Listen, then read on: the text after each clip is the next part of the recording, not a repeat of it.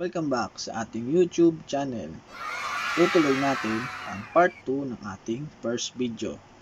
At dito, ituturo ko ang 4 na basic major chords. Ang D, ang E, F at G. At dito, ituturo ko rin ang 2 basic strumming. Tara, simulan na natin. Simulan natin ang D major. Sa chart, makikita nyo ang ating first finger ay nasa 2nd fret, 3rd string. Ang ating second finger ay nasa 2nd fret, 1st string. At ang ating third finger ay nasa 3rd fret, 2nd string. Tapos, open string ang 4th string. At nakamute ang 5th string at 6th string. So, ibig sabihin, mula 4th string hanggang 1st string ang ating patutunugin.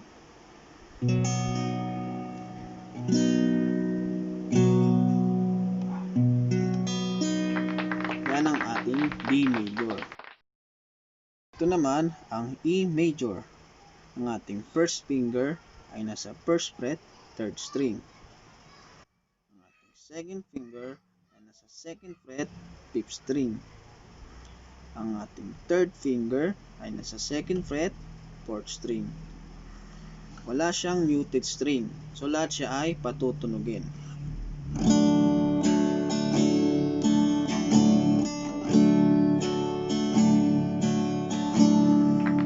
Yan ang ating E major.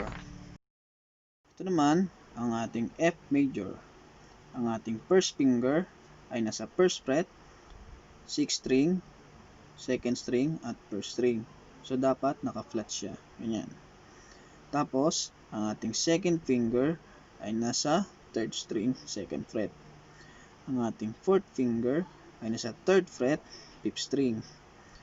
Ang ating fourth finger ay nasa 3rd fret din at nasa 4th string.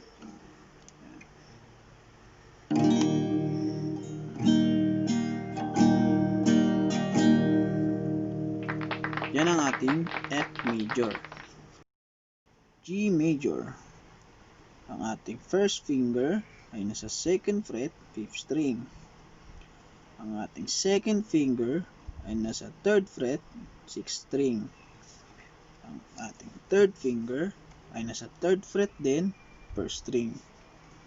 The rest, open string.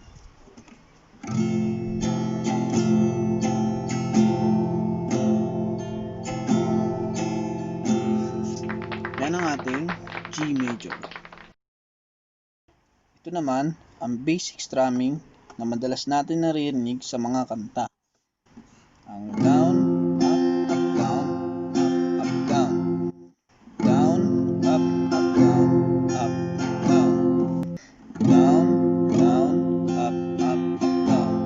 Down, down, up, down. Yan. Practicein lang natin ulit. Ang down,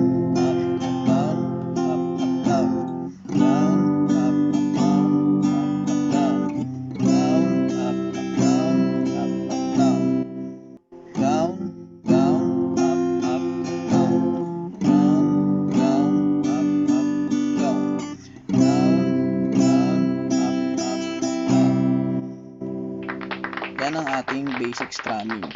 So, dapat ang daliri nyo ay nakapatong ang hinlalaki sa intuturo.